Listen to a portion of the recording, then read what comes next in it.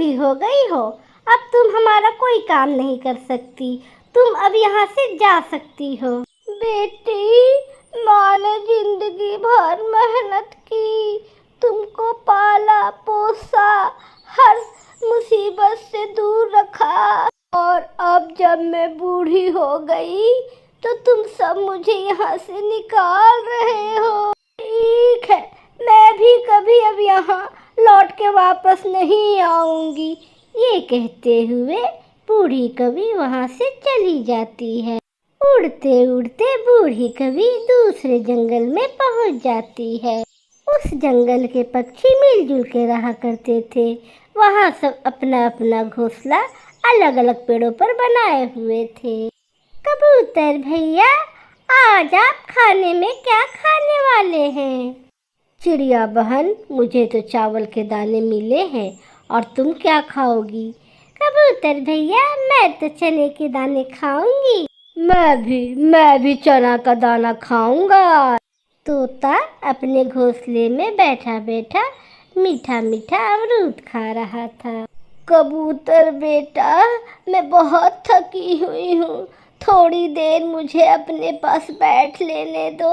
बूढ़ी कवि माँ, मैं कबूतर हूँ और आप एक कवि, इसलिए सामने वाले घोंसले में आप जाइए। वो एक कौवे का घोंसला है। बूढ़ी कवि उड़ती है और सामने वाले घोंसले में चली जाती है। बेटे, तुम्हारा अंडा तो बहुत सुंदर है। कौन हो तुम? बिन बुलाए ही मेरे घोंसले में आ गई हो। बेटे, मैं बूढ़ी कवि हूँ, मुझे मेरे परिवार वालों ने अपने ही घर से निकाल दिया है। मुझे अपने पास रख लो। जिसे अपने परिवार वालों ने ही घर से निकाल दिया है, उसे मैं कैसे रख लूँ? ऐसा नहीं हो सकता, निकलो यहाँ से।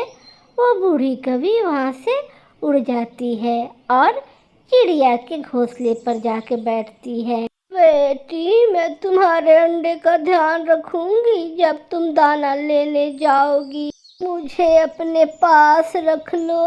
बूढ़ी माँ जी, अच्छा होता कि आप कौवे भैया के पास ही रहती। मैं कैसे आपको संभाल सकती हूँ? आप एक कवि है और मैं एक चिड़िया। दाना सुबह, एक दाना शाम को खाती हूँ। मैं सारे अंडे और घोंसले की रक्षा करूँगी। चिड़िया मान जाती है। ठीक है बूढ़ी माँ जी, आप मेरे पास रह सकती हैं। लीजिए, ये दाना खा लीजिए। बूढ़ी कवि भूखी थी, वो झट से दाना पर टूटती है और दाना खा लेती है। सभी पक्षियों के घोंसलों में अंडे थे। चिड़िया कवि से कहती है, माँ जी, हम दाना लेने जा रहे हैं, आप हमारे घोंसलों में बैठ जाएं और हमारे अंडों का ख्याल रखें। बेटी, मगर दूसरे पक्षियों ने तो मुझे अपने घोंसले में जगह नहीं दी थी। माँ जी, हम सब दोस्त हैं, आपको सभी पक्षियों के अंडों की रक्षा करनी होगी। ठीक है बेटी। चिड़िया ने दोस्तों के साथ दाना लेने चली जाती है। घोंसले खाली थे और घोंसलों में सफेद अंडे दूर से ही नजर आ रहे थे। थोड़ी दूर एक पेड़ पर एक बिल्ला आकर बैठ जाता है। म्याऊं म्याऊं, कितने दिनों से सोच रहा हूँ कि मैं इन अंडों को खा जाऊं। ना जाने ये बुढ़ी कवि कहाँ से आकर यहाँ बैठी हुई है और यहाँ से जा भी नहीं रही। म्याऊं। बिल्ला शाम तक वहाँ बैठे रहता है, फिर थक हार के बूढ़ी कवि के पास जाता है। बिल्ला, जाओ यहाँ से, इन अंडों को हाथ भी ना लगाना। हाँ, इन अंडों का रक्षा करने के लिए ही बैठी हूँ। ऐसा करो, तुम नदी से जाकर ठंडा ठंडा पानी पी लो, तब तक मैं इन अंडों का ध्यान रखता हूँ। नहीं, मैं नहीं जा सकती, मैं अंडों से दूर नहीं जा सकती। जब बिल्ले का दाल नहीं गलता तो वहाँ से चला जाता है। शाम के बाद सभी पक्षी अपना अपना भोजन लेके आ जाते हैं। बेटी, आज एक बिल्ला आया था और वो छुप छुप कर अंडों को देख रहा था। क्या वो अंडे पीना चाहता था? हाँ, वो मुझे नदी पर भेज रहा था।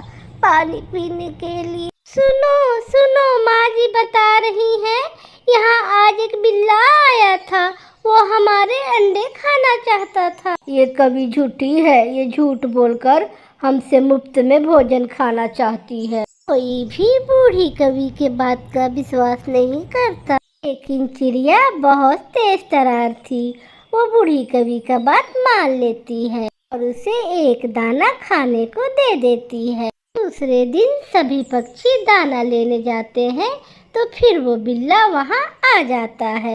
छिप छिप कर अंडों को देख रहा था कि बूढ़ी कवि उसे देख लेती है। मैंने तुम्हें देख लिया है, चली जाओ नहीं तो मैं तुम्हें बहुत मारूंगी। ये बूढ़ी कवि ऐसे यहाँ से नहीं जाएगी, मुझे अंडे खाने हैं तो पहले इसे ठिकाने लगाना होगा। हाँ, मैं अंडे खाने ही आया हूँ, तुम मुझे रोक सकती हो तो रोक लो। बुढ़ी कवि पर छलांग लगाता है, दोनों में लड़ाई होने लगती है। मेरी मदद करो, कोई मेरी मदद करो, ये बिल्ला मुझे मार के सारा अंडा खा जाएगा। तो मुझे कुछ शोर सुनाई दे रहा है, हमें जल्दी से वापस जाना होगा। वो बूढ़ी कवि कोई ना कोई नाटक कर रही होगी। मगर चिड़िया जैसे तैसे अपने दोस्तों को वापस लेकर घोंसलों की तरफ आती है। बिल्ला और बूढ़ी कवि में लड़ाई हो रही थी, दोनों पेड़ के नीचे एक दूसरे से लड़ रहे थे। कर लो दोस्तों, मारो मारो इस मोटे बिल्ले को। फिर वो सारे दोस्त मिलकर बिल्ले को मार मार कर जंगल से निकाल देते हैं। बिल्ला भी दूसरे जंगल भाग जाता है। उसने मुझे मार मार के मेरे पंख घायल कर दिए हैं। हम बहुत शर्मिंदा हैं, हमने इस बूढ़ी कवि का विश्वास ना करके इसका बहुत अपमान किया और इसने ही हमारे बच्चों की जान बचाई। हमें माफ कर दो माँ जी। हम सब मिलकर आपको दाना दिया करेंगे और हम सब आपके साथ मिलजुल कर रहा करेंगे। जब तक घर में कोई बड़ा बूढ़ा हो हमें कोई डर नहीं, अब हमारा घर भी सुरक्षित रहेगा।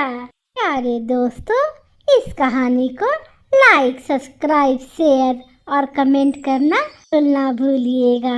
आपका धन्यवाद।